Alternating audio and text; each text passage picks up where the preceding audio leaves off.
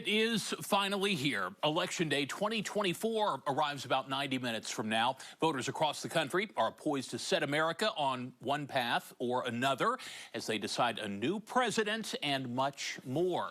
Channel 7's Emma Allen joins us now with a look at how the makeup of this year's electorate will decide the results. Emma?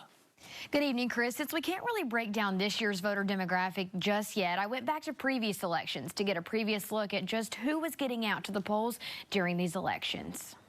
Looking at voter demographics across the United States, there are certain themes that tend to stick out. Themes like more women voting than men and certain age groups voting more than others. An Arkansas bar professor of law at University of Arkansas at Little Rock, Robert Steinbuck, says those demographics matter.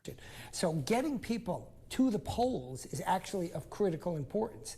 And that's why demographics matter, because as we were discussing, folks from 65 up are much more likely to go to the polls than, say, 18 to 23.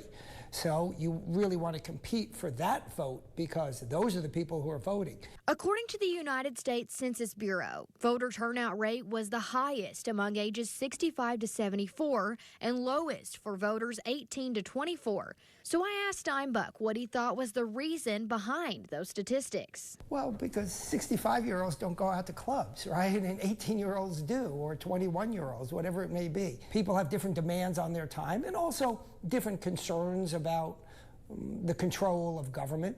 And as we get older, we tend to think about those things more and, like I say, going out to clubs less.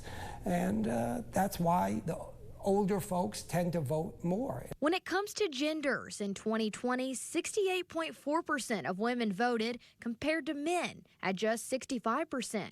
Steinbuck says candidates take these demographics into consideration when trying to appeal to voters with the issues they stand behind. That's how politics is played. You vie for the votes of people actually going to the polls.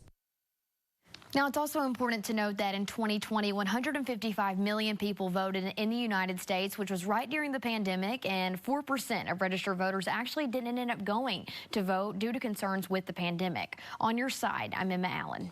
Every vote matters, Emma. Thank you very much.